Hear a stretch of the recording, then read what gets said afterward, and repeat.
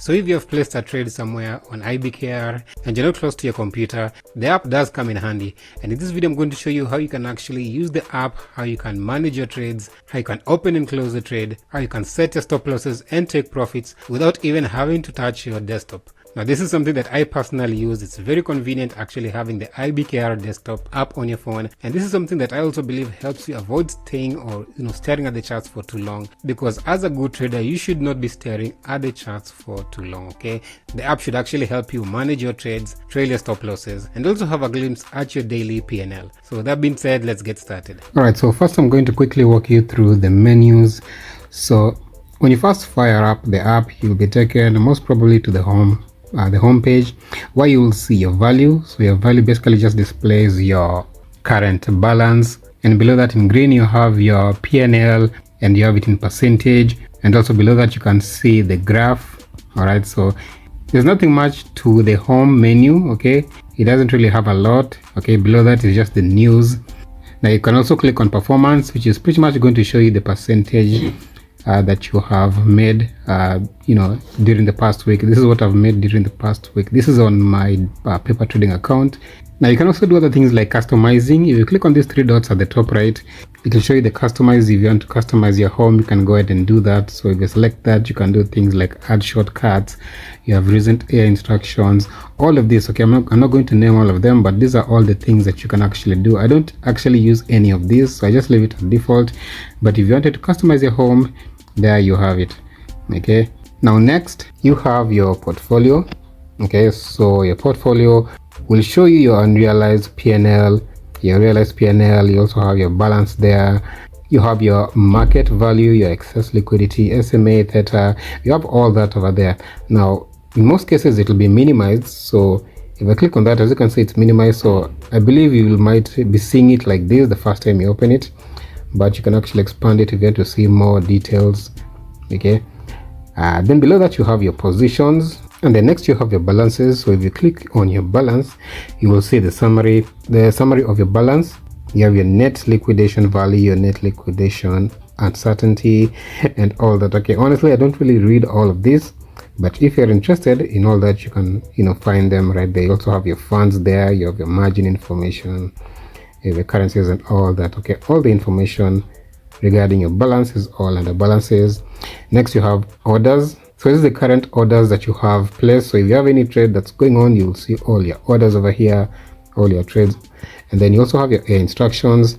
This is something that I don't really use. I guess it's a recent introduction, but I don't really use it. And then you also have your impact lens. Okay, this is also something that I don't really use. So this allows you to select your values you support, select business practices you want flagged.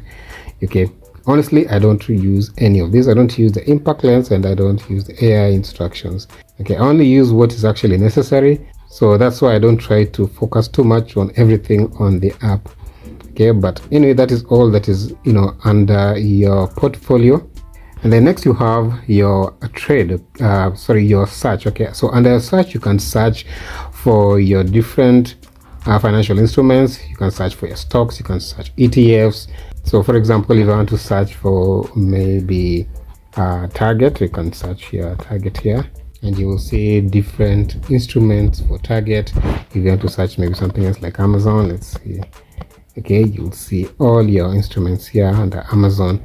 So it depends on what it is that you want to search. You can also search ETFs as I showed earlier and all that. Okay, now below that you just have your recently viewed financial instruments, and you can just scroll through them like this. You also have your indices there. These are the ones that I already have, so I can just scroll through them. I just have three currently. And then below that you have your toolbox. Here you can actually place orders. You can place your buy order, your sell order. You have your options chain. You can actually view them from here. Now I usually don't view options chain from here. Where I view that is under my instruments, so I'll show you that later.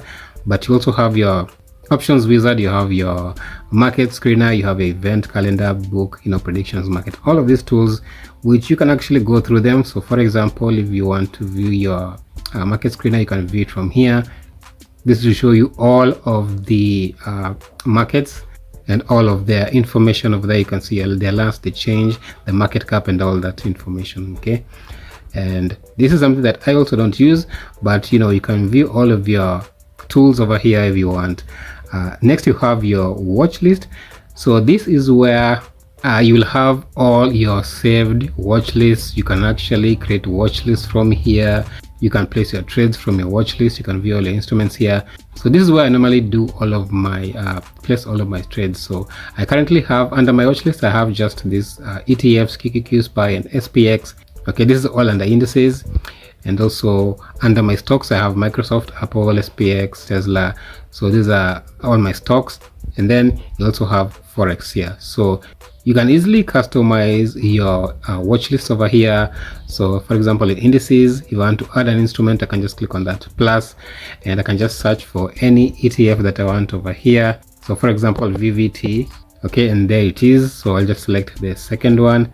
I can click on that, and you can see all its information. You have the bid, you have the ask, and if you want to remove it, you can just simply hold it like this, and you're going to see the menu there. You can create an alert, you can open your charts, you can go to connections, you can remove. Okay, and that is how you can remove your instrument. Same thing with your stocks and Forex. So these are currently under my watch list. Now before I show you how to place a trade here, let me quickly show you the markets. You can just click on markets here. This is the last menu. So under markets, you're just going to see basically the, it's basically news. Okay, this is just the news. This is also another place that I don't really focus on. I don't really open it, but it's basically the news section. You can click on news, you're going to see more information right there. Okay, now if you go back to a watch list, I'd like to place a trade on QQQ. Okay, so I can click on QQQ there, and I can also see the information over there. And to place a trade, I can just click on it again and hold it. Now here I can place a buy, I can place a sell, I can create alerts, I can open the charts, I can go to options chain, connections, and add more watch lists.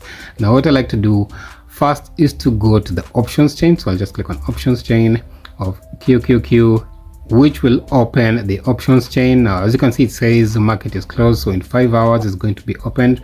Right now during the market close, so I won't be able to place any trades, but I can still place trades which will be filled at market open. So we can quickly do that. Now at the top, as you can see, you have more instruments there, you have more information, you have your option volume, you have your IV last, you have your history, and all that information. You can just swipe or scroll like this and see more information if you're interested in all of these. Okay, and then down there you have your days. You have your 0 days or 0 DTE, you have your 1 day, 2 days. You can also scroll the days on when you want to place your trades, so you can easily scroll through the days. Okay, now I'm going to focus on 0 days or 1 day, and now below there you have your calls and strike. Okay, so it's just like the other one on the desktop, where you have your strike in the middle, you have your calls on the left, you have your puts on the right. Now say I want to buy a call strike at 704. Okay, that is at the money. If you see where 704 is, that is actually at the money. That is above. It doesn't really show clearly as on the desktop unless you really have good eyes, but you can pretty much separate it where the line is. As you can see where 704 is, so below 704, if you look at the calls column, that is out of the money. So anything below 704, that is out of the money, and anything above it is in the money. Okay, so I want to buy a call at 157. Okay, so I'll just click on that, which is going to pop up this information. So I'm going to click on order just to confirm that, which is also going to open another menu. So here is where we can see more information. You can see the current price at $157, and under your order presets you can see more information. So here's where you can do all that, placing your orders. So if you look at quantity, that is the amount of quantity you can buy, or the amount of contracts you can buy. So let's say I want maybe 3 contracts. I can just click on that and place 3 there. I'll have 3 contracts placed there, and then under that you have order limit. So we usually have limit, we have market, we have stop. I'm going to place market.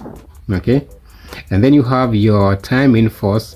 Okay, and I like placing good till cancel. Now good till cancel is will allow me to place orders that will go on to the following day. Okay, so now to place our take profit and stop loss, you can click on attach / bracket order. Just click on that, and as you can see there, you have attach profit taker. You can click on that, and that is going to allow you to set your profit taker. So currently the market, as you can see, is at 157, and we want the market to get us out once the market hits 260. Okay, now that is the default. If you want to edit, you can basically just adjust it by clicking on the the minus or the plus, okay, depending on what you want to place. So for me, I'll just leave it at 260. If you click on this down arrow here, it's going to show you more preset take profits. So maybe if you want it to take you out of the market at maybe, let's say, 252, I can click on 252. It will take me out of the market once it hits 252.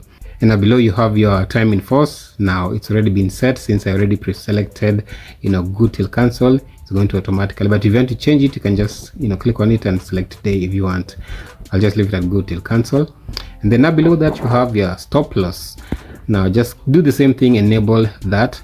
And then now, as you can see, you have your stop loss price also preset to 0.60. Now that will be $60, and that is where the market will take us out once the the market goes against our direction.